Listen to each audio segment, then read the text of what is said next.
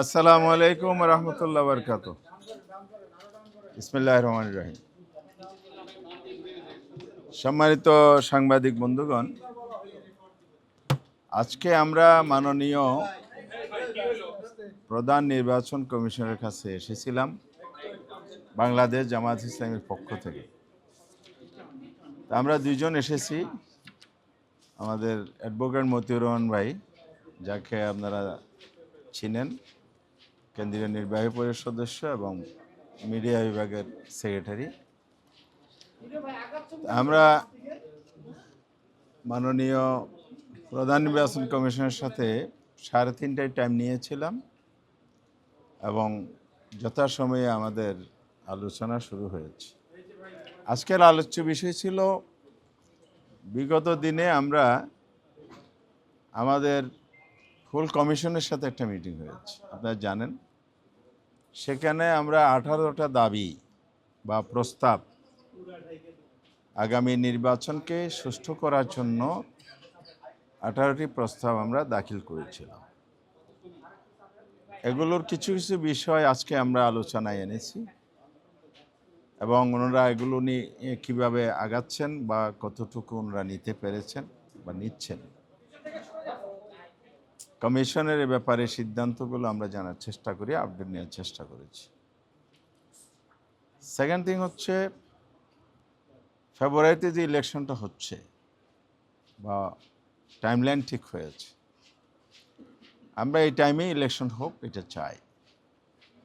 ইলেকশনের প্রস্তুতি কর্মপরিকল্পনা যেটা নিয়েছে, এক্ষেত্রে কোনো ব্যর্থ ঘটছে কিনা এগুলো আমরা সামনে এনেছি। আজকে বিগত দিনে 18টা পয়েন্টের মধ্যে উল্লেখযোগ্য একটা পয়েন্ট ছিল, প্রবাসীদের যে ভোট দেয়ার, পোস্টাল ব্যালটে যে ভোট দেয়ার, এ নিয়ে একটু কনফিউশন আছে। কনফিউশনটা হচ্ছে, আমাদের আমিরি জামাত যুক্তরাষ্ট্র, যুক্তরাজ্য এবং তুরস্ক, এই 3টি দেশ ভিজিট করেছেন, এরা উমরা করেছেন, সৌদি আরবে গিয়েছেন। সবখানে প্রবাসীদের একটা উদ্বেগ ওনার কাছে এসেছে, সেটা হচ্ছে রেজিস্ট্রেশন প্রক্রিয়া নিয়ে কিছু জটিলতা আছে।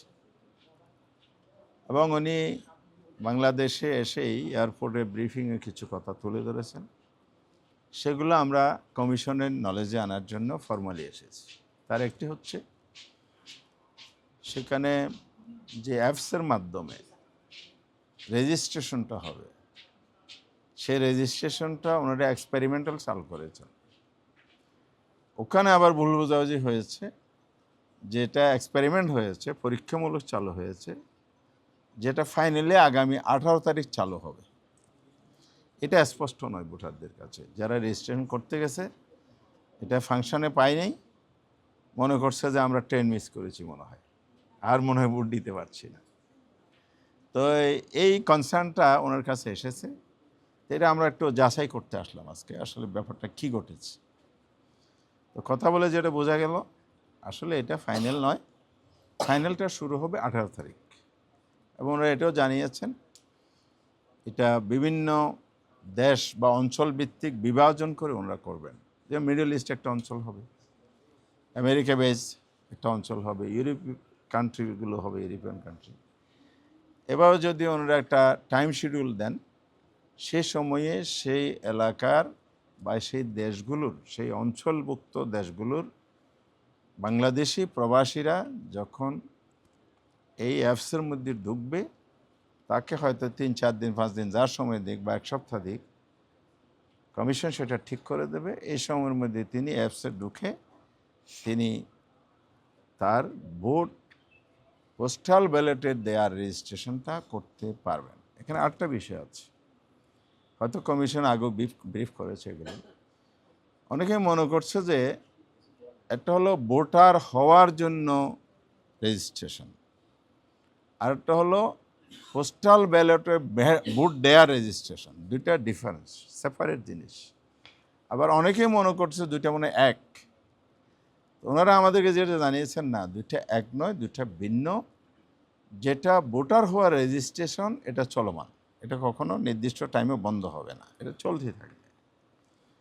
তবে পোস্টাল ব্যালটে যে ভোট দেওয়ার রেজিস্ট্রেশন, এটা সুনির্দিষ্ট টাইম 18 তারিখ শুরু হয়ে অঞ্চল ভিত্তিক সময়সীমা ঠিক করা হবে, সেই সময়ের মধ্যে এটা আবার বন্ধ হয়ে যাবে। তাহলে প্রবাসী ভাইদেরকে বোনদেরকে ওই টাইমের অপেক্ষায় থাকতে হবে। 18 তারিখ শুরু হয়ে কোন রিজনে কয়দিনে দিলেন, সেই দিনের মধ্যে ওই রিজনের সবাইকে তার রেজিস্ট্রেশন সম্পন্ন করতে হবে। তাহলে প্রত্যেকটি রিজনের যদি সেভাবে নির্দিষ্ট টাইম থাকে, টাইম ফলো করে ওনারা সেই অ্যাপসে ঢুকে তারা রেজিস্ট্রেশন করতে পারবেন। যারা রেজিস্ট্রেশন প্রাপ্ত হবেন তারাই পোস্টাল ব্যালটে ভোট দিতে পারবেন। আশা করি ওনারা এবারে সজাগ হবেন। কমিশন এটার জন্য ক্যাম্পেইন করবেন। আমরাও রাজনৈতিক দল হিসাবে ইলেকশনকে সহায়তা করব, আমরা বলেছি। আর হচ্ছে এখানে রেজিস্ট্রেশনের কতগুলো ডকুমেন্টের শর্ত আছে। সেক্ষেত্রে মনে করেন পানির বিল, বিদ্যুতের বিল, একটা লোক 2 যুগ ধরে থাকে না, 1 যুগ ধরে থাকে না, সে পানির বিল কোথায় দেবে? তো থাকে তাহলে লন্ডনে, তো ঢাকার পানির বিল উনি কোথায় হবেন? বা তার ঠিকানাও নেই, সেই রকম চলে গেছেন। তো এই জন্য এই ধরনের কোনো যদি শর্ত থাকে এটা যেন এটা বাদ দেওয়া হয়। তো ওনারা আমাদেরকে নিশ্চিত করেছেন এই ব্যাপারটা ওনারা অবশ্যই এনশিওর করবেন, এটা হবে না। তো ওনারা মিনিমাম যেটা বা যেটার বেশি জোর দিচ্ছেন সেটা হলো জন্ম নিবন্ধন সনদ, এবং তিনি না থাকলে তার মা বাবার আইডি কার্ডটা আর একটা অ্যাড্রেস, এর মধ্যেই ওনারা সীমাবদ্ধ থাকবেন। তো এটা যদি হয়, এটার মধ্যেই যদি থাকেন, তাহলে আর ওই জামালা যেগুলো আছে বিল টিল ইত্যাদি, এগুলোর মধ্যে আর কোনো সমস্যা থাকছে না। সেটা হলে আমাদের প্রবাসীদের রেজিস্ট্রেশনের ডকুমেন্ট পেশ করার ক্ষেত্রে, তালিকাভুক্ত হওয়ার ক্ষেত্রে কাজটা ইজি হয়ে যাবে। তা আমরা আশাবাদী হব। কমিশন যেহেতু এটা নতুন একটা উদ্যোগ নিয়েছে, পৃথিবীর বিভিন্ন জায়গায় এটা আরও আগে শুরু হয়েছে, আমরা যেটা 53 বা 54 বছরে পারি নাই। বাংলাদেশের অনেক কিছু তো পরিবর্তন হচ্ছে, বিশেষ করে এই জুলাই আগস্টের পরিবর্তন পর সংস্কারের পথ ধরে অনেক কিছু এখন নতুন পদক্ষেপ কার্যকর হতে যাচ্ছে। এবার আমরা আশাবাদী, সেদিন আমরা সংস্কার কার্যক্রমে সহায়তা করেছি, এখনও করে যাচ্ছি। আর সংস্কার কার্যক্রমের এগুলো এক একটা পার্ট। ইলেকশন কমিশনেরও অনেকগুলো সংস্কার আসছে, সেই বিষয়গুলো নিয়ে ওনারা কাজ করছেন। আর ইলেকশন কমিশনের এই সংস্কারের কারণে বা এই নতুন উদ্যোগের কারণে পোস্টাল ব্যালটে ভোট দেয়া এটা শুধু বিদেশে নয়, দেশের ভিতরেও অনেকগুলো আমাদের যারা ভোটার আছে, যারা ইলেকশন ডিউটি করে, কারাগারে আছে, অফিসিয়াল ডিউটি করে, ইত্যাদি ইত্যাদি মিলিয়ে এটা একটা ভালো কম্প্রিহেন্সিভ পোস্টাল ব্যালট ভোট কাস্টিংয়ের পদ্ধতি নিয়েছেন। এই জন্য আমরা কমিশনকে ধন্যবাদ জানাই, এবং আগামী দিনেও নভেম্বর এটা আশা করি প্রবাসীদের জন্য তার রাইট এস্টাবলিশ, কারণ প্রবাসীরা আমাদেরকে অনেক কিছু দিচ্ছে, রেভিডেন্সটা তো বড়, তো তারা আমাদেরকে দিয়ে যাচ্ছে, তাদের রাইটটা আমরা এস্টাবলিশ করতে পারবো না, এটা হতে পারে না। এই জন্য রাজনৈতিক দল হিসেবে জামায়াত ইসলামীর পক্ষ থেকে প্রথম দিনেই আমরা কমিশনকে দাবি করেছি, আমরা রিটার্ন দিয়েছি, এবং সংস্কার কমিশনে আমরা লিখিত দিয়েছি যে প্রবাসী ভোটাধিকার নিশ্চিত করতে হবে, আর পোস্টাল ব্যালট ভোট যেটা আছে এটা এফেক্টিভলি কার্যকর করতে হবে। তো আমরাও দাবি করেছি, ওনারও বিবেচনায় এনেছেন, সরকারও বিবেচনায় এনেছেন। আমরা আশাবাদী হব এটা একটা হিস্ট্রিক্যাল একটা রেকর্ড হবে, এবং বাংলাদেশের এই পদ্ধতি চালু হলে আগামী দিনে প্রবাসী এবং দেশের ভিতরে যারা ভোট দিতে পারে না, ভোট নেয়ার কাজে ব্যস্ত, কি একটা পিকুলিয়ার কারবার, আমি অন্যের ভোট নিচ্ছি, পরিশ্রম করতেছি, অথচ আমি আমার অধিকারটা পাচ্ছি না, এই প্রশ্নটা কিন্তু কষ্টটা ছিল, এটা দূর হবে, লাগু হবে। আরটা কি বললেন আপনি? গণভোটের বিষয়ে হ্যাঁ, গণভোটের বিষয়ে তো আপনারা জানেন গত পরশুদিন 8টি দল 3 তারিখেই আমরা বসছিলাম, আমাদের একটা 5 দফা দাবির ভিত্তিতে আন্দোলন চলমান আছে। সে আন্দোলনের মধ্যে আমরা মেইন ফোকাস দিয়েছি আদেশ জারি, জুলাই সনদের অধ্যাদেশ নয়, আদেশ জারি, এবং এটা বিলম্ব হয়ে যাচ্ছে, অনেক বিলম্ব হয়েও গেছে। আমরা জানি এ ধরনের আদেশ জারিতে 1 বা 2 দিন লাগে, সে জায়গায় আজকে অনেক দিন হয়ে গেল, প্রায় সপ্তাহ অতিক্রম করে গেছে, তো এখনও আদেশ জারি হয়নি। এটা আমরা বলেছি দ্রুত জারি, অবিলম্বে, অনতিবিলম্বে বলেছি। আর গণভোটটা এই আদেশটাকে আরও শক্তিশালী করবে, মজবুত করবে। কারণ হলো সংস্কারের মধ্যে তো আমাদের নিজেদের পলিটিক্যাল পার্টির মতামত এসেছে। অল পলিটিক্যাল পার্টিস মানে সব জনগণ বোঝায় না। পলিটিক্যাল পার্টির বাইরে তো জনপ্রতিনিধিত্বের জায়গা আছে, এই জন্য তো স্বতন্ত্র প্রার্থী হয়। জনগণ সেখানেও ভোট দেয়, তাদেরকে তো প্রতিনিধি বানায়। তাহলে সব জনগণ এটা বোঝায় না। তাহলে সেই জন্য কী হবে, গণভোট হলে সব জনগণের অংশগ্রহণের ভিত্তিতে এই আদেশটা অনুমোদন হবে এবং এটা রাষ্ট্রীয় দলিল হবে। সেটা পরবর্তী সময়ে কার্যকর হলে বাংলাদেশ নতুন পথে যাত্রা শুরু করতে পারবে। আগামীর বাংলাদেশের যে স্বপ্ন সেটা পূর্ণ হবে। সেক্ষেত্রে আমরা বলেছি এটা যেন যথার্থভাবে হয়, যেনতেনভাবে না হয়। যেনতেন মানে একই দিনে ভোট। একই দিনে ভোট হলে ব্যাখ্যা আমরা বহুবার দিয়েছি। একই দিনে ভোট মানে হচ্ছে আপনার ভোটে যদি কোনো গণ্ডগোল হয়, হবে না, আপনি নিশ্চয়তা দিতে পারবেন না, যেহেতু প্রার্থীদের প্রতিদ্বন্দ্বিতা, দলের প্রতিদ্বন্দ্বিতা থাকে। এসব কারণে কিন্তু ভোট কেন্দ্র স্থগিত হলে গণভোটের রেজাল্ট স্থগিত হয়ে যাবে, এটা অনিশ্চয়তা তৈরি হবে। সেকেন্ড থিং হচ্ছে মানুষের অ্যাটেনশনটা থাকবে হলো যার যার প্রার্থী, যার যার প্রতীকের নির্বাচন, দলকে নির্বাচিত করার জন্য। তাহলে গণভোটটা তখন ইগনোরেবল হয়ে যাবে, গৌণ হয়ে যাবে। সেক্ষেত্রে গণভোটের ভোট পড়বে কম। তখন যদি বলে দেয় যে এত কম ভোট দিয়ে গণভোট হয়েছে, সুতরাং জনগণ জুলাই সনদ চায় না, না না, বাহানা তো আমাদের দেশে আছে, কনস্পিরেসি আছে, সুতরাং এক ফাতানো ফাঁদে আমাদের পা দেওয়ার সুযোগ নেই। পৃথক ডেটে যদি নির্বাচনের আগে এনি ডে সরকার যদি এটা অ্যারেঞ্জমেন্ট করে ইলেকশন কমিশনকে বলে দেয়, আমরা এটাও আজকে ইলেকশন কমিশনে এনেছি, ওনারা হলে গভর্নমেন্ট যদি বলে, তাহলে অবশ্যই গভর্নমেন্টের নির্দেশনা অনুযায়ী আমরা সেটা বাস্তবায়ন করতে প্রস্তুত আছি, আমরা করব। তো সরকার বললে আমরা করব। তাহলে আমরা সরকারকে এই দাবিটা আগামীকাল ফরমালি স্মারকলিপি প্রদান করার মধ্যে জানাবো। আগামীকাল সকাল 11টায় মাননীয় প্রধান উপদেষ্টার কাছে আমরা লিখিতভাবে এটা তুলে ধরবো। এই জন্য আমাদের দাবি আগের মতোই একেবারেই সুস্পষ্ট, গণভোট যেন অবশ্যই নির্বাচনের আগে হয় এবং পৃথক দিবসে হয়।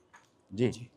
আরপিওটাই হলো, এটা নিয়ে আপনাদের কোনো মতামত আছে কিনা? না, আরপিওর ব্যাপারে আমরা তো আগে বলেছি, গভর্নমেন্ট যেটা ডিসিশন নিয়েছে, যেহেতু 2 মাস ধরে কোনো রাজনৈতিক দলের কোনো অভিযোগ ছিল না, এটা পাবলিক হয়েছে, তাহলে আপনি 2 মাস ধরে কোনো কথা বলেন নাই, হঠাৎ করে আবার এটা উপদেষ্টা পরিষদ 23 তারিখ সিদ্ধান্ত নিল, আপনি একটা কমপ্লেন দিলেন, এটা কোনো যৌক্তিকতা নাই, চেঞ্জের সুযোগ নেই। আমরা বলেছি সেই ভিত্তিতে অলরেডি মানে গভর্নমেন্ট তার সিদ্ধান্ত অনড় আছে, গেজেট প্রকাশ করেছে, আমরা এটাকে ইতিবাচকভাবে দেখি। দলের সেক্রেটারি জেনারেল বলেছিলেন যে নভেম্বরের মধ্যেই গণভোটটা আয়োজিত করার জন্য। আমরা দেখছি যে নভেম্বরের এরই মধ্যে আমাদের লাস্ট স্ট্যান্ড হলো 8 দল মিলে যে স্ট্যান্ডটা আমরা নিয়েছি নির্বাচনের আগে, এনি ডে পৃথকভাবে নির্বাচন আগে নভেম্বরে গণভোট অনুষ্ঠিত ব্যাপারে নভেম্বর বা নভেম্বর থেকে যদি একটু কয়েকদিন বেশিও লাগে সেটা বিষয় না, তবে পৃথক ডেটে ইলেকশনের আগে গণভোটটা হইতে হবে, এটাই আমরা যাচ্ছি মনে করি। মানে জোটের বিষয়ে কি আপনারা কি ভাবছেন? আমরা বারবার যে কথাটা বলে আসছি, আমরা 8টি দল একত্রিত হয়েছি সংস্কার এবং আগামী নির্বাচনের একটি সুন্দর পরিবেশ এবং নির্বাচনী আইন সংস্কারও এর মধ্যে আছে। আলটিমেট হচ্ছে আমরা কি চাই, মানুষের ভোটাধিকার নিশ্চিত করতে চাই, দেশে সুন্দর একটি নির্বাচন হোক, এটি চাই। সেই জায়গায় কিন্তু আমরা ধাপে ধাপে কর্মসূচি এগিয়েছি। এখনও 11 তারিখে আমাদের একটা বড় সমাবেশ রাজধানীতে আছে, 6 তারিখ যেমন আগামীকাল স্মারকলিপি আছে, 11 তারিখে আমরা একটা বড় সমাবেশ করব। এবং আমরা দাবি আদায় না হবে যেন আন্দোলন চালিয়ে যাব। এক প্ল্যাটফর্মে এসে আমরা আন্দোলনটা কর্মসূচি পালন ভিন্ন হলো, ঘোষণাটা এক প্ল্যাটফর্মে আমরা করছি। এখন জোট হবে কিনা এটা আমরা স্পষ্ট করেছি, এটা কোনো জোট নয়, এটা হলো যুগপৎ আন্দোলনের মতো একটা প্ল্যাটফর্ম। আর ইলেকশনটা কীভাবে হবে সেটা ইলেকশনের তফসিল ঘোষণা বা কাছাকাছি সময়ে আরও আসলে মেসিউট হবে। এখনও পর্যন্ত আমাদের সিদ্ধান্ত সবারই যে আমরা কোনো জোট ফর্মাল করব না, আমরা নিজের মধ্যে একটা মিউচুয়াল করব, যেটা 1 বক্স পলিসি যেটা বলা হয়েছে, অর্থাৎ একটি আসনে এই 8 জনের 8টি দলের একজন ক্যান্ডিডেট থাকবে, সেটার সমঝোতা করব কোন আসনে আমরা ইলেকশন করব, এই আলোচনাটা আমাদের। এটা আমাদের শুধু ইসলামী দল নয়, বাংলাদেশে আরও দেশপ্রেমিক বিভিন্ন দল আছে, সব দলের সাথে আমাদের যোগাযোগ সম্পর্ক আছে, যারা আমাদের এই দাবি দাওয়া সাথে ফেয়ার ইলেকশন সিনসিয়ারলি চায়, দেশ এগিয়ে চায়, সংস্কার হোক চায়, তাদের সবার সাথে আমাদের যোগাযোগ আছে। ভাই, জি, জি। একজন বললে ভালো, একজন দুইজন, মানে সুনির্দিষ্টভাবে এনসিপির সাথে আপনি আগে বলছেন। জি, জাতীয় নাগরিক পার্টি যেটা এনসিপি, হ্যাঁ এনসিপি, হ্যাঁ এনসিপি তো একটা দল। আলোচনা হয়েছে কিনা? না, দলের সব দলের সাথে আমাদের আলোচনা সবসময় হয়। আপনি একটু আগে যে বললেন যে আপনারা একটা কম্বাইন্ড ডিসিশন দিবেন যে 8টা দল হচ্ছে একটা জায়গায় প্রার্থী দিবেন, তো এর ভিতরে কি এনসিপি আছে? এই দলের সংখ্যা বাড়তে পারে, নির্বাচনে আইন বাসার সম্ভাবনা আছে। জি, আইন শৃঙ্খলার বিষয়ে কোনো আলোচনা হয়েছে কিনা? হ্যাঁ রাইট, আপনি ভালোই বলেছেন। আইন শৃঙ্খলা ব্যাপারে আমাদের বেশ ভালো সময় নিয়ে আলোচনা হয়েছে যে কোনোভাবেই ইলেকশন সুষ্ঠু হওয়ার ক্ষেত্রে বাধা তৈরি হয় যে কোনো মহল, সেটা যেন সরকার কঠোর হস্তে দমন করে, তার প্রয়োজনীয় ব্যবস্থা যাতে গ্রহণ করে। আপনারা দেখেছেন ইলেকশন কমিশন যে আরপিও সংশোধন করেছে, সেখানে আইনশৃঙ্খলা বাহিনীর একটা সংজ্ঞা দেওয়া হয়েছে। সেই সংজ্ঞার মধ্যে এইবারেই প্রথম আমার জানা মতে আইনশৃঙ্খলা বাহিনীর মধ্যে সেনাবাহিনীকে ইনক্লুড করেছে। এ দাবি আমরাও করেছি। এখানে মনে করেন পুলিশ থাকবে, আনসার থাকবে, বিজিবি থাকবে, র্যাব থাকবে, সেনাবাহিনী থাকবে, সবাই মিলে অল এজেন্সিস ইনক্লুডেড দেয়ার, সেটা নিয়েই একটা আইনশৃঙ্খলা বাহিনী গঠিত হবে। আর সেনাবাহিনী প্রয়োগের ক্ষেত্রে আমরা বলেছি আগের যে স্ট্রাইকিং ফোর্স সেটাও কার্যকর থাকবে, আর আইনশৃঙ্খলা বাহিনীর ভিতরে ইনক্লুড করে সেনাবাহিনীকে কেন্দ্র পরিচালনার ক্ষেত্রে আইনশৃঙ্খলাজনিত বিষয়ে সহযোগিতা এবং ভূমিকা পালন করতে হবে। এটা ওনারা এবারে একমত হয়েছে, সে এবারে জোর দিচ্ছে। সাম্প্রতিক কিছু ঘটনাবলী আমরা তুলে ধরেছি যে প্রি ইলেকশন যে এনভায়রনমেন্ট যদি আপনি এনশিওর করতে না পারেন, তাহলে ইলেকশন রানিং পজিশনে গিয়েও কিন্তু আপনি এটা কন্ট্রোল করতে পারবেন না। সেই জন্য দেশের বিভিন্ন জায়গায় যে আইনশৃঙ্খলাজনিত পরিস্থিতি নানাভাবে বিঘ্নিত হচ্ছে, এটার প্রতিও জন্য election commission to the government এটা ভূমিকা রাখে। এটা আমরা বলছি। এই বিষয়টা যদি ক্লিয়ার করতে, এনসিপি আপনাদের কাছে কতটি আসন চেয়েছে? ভাই আমি তো আগেই বলেছি, আমরা আলোচনাটা সুনির্দিষ্ট আসনে আলোচনাটা এখনও শুরু করিনি। সেটা এনসিপি হোক আর একটা হোক, আমরা এখন আন্দোলন এবং ডায়লগ দুইটাই চালিয়ে যাচ্ছি। ইলেকশনের মৌলিক বিষয়গুলো সেটেল হলে আমরা আসন বিন্যাসের বিষয়। আচ্ছা ভাই, ছোট একটা বিষয় জানতে চাচ্ছিলাম। জাতীয় পার্টি এখন আলাদা একটা পর্ষদ ব্যারিস্টার আনিসুর রহমানের নেতৃত্বে তৈরি হয়েছে, তাদের সাথে আসলে আপনাদের সাথে কোনো আলোচনা হয়েছে কিনা এই নির্বাচনে? এই আলোচনার তো সুযোগ নাই, কারণ হলো আমাদের 5 দফার একটা হচ্ছে বিগত সরকার ফেসিস সরকারের সাথে যারা কোলাবোরেশন করেছে তাদের সাথে তো কোনোভাবেই আসলে ইলেকশন প্রসঙ্গে আলোচনা, আমরা বরং তাদের কার্যক্রমে নিষিদ্ধ চেয়েছি। সেখানে জাতীয় পার্টি তো নাম্বার 1, যাদের কারণে 15 বছর এই ভূত আমাদের গাড়ি চাপেছিল। সুতরাং যাদের উপর ভর করে ভূত চেপে পড়লো আমার উপর, সেই ভরকে তো আমি কখনো অ্যাকসেপ্ট করতে পারি না। সুতরাং এই প্রশ্নটা আমাদের এই দাবির মধ্যেই আছে, 5 দফার ভিতরে এর জবাব আছে। ধন্যবাদ সবাইকে, সালাম আলাইকুম।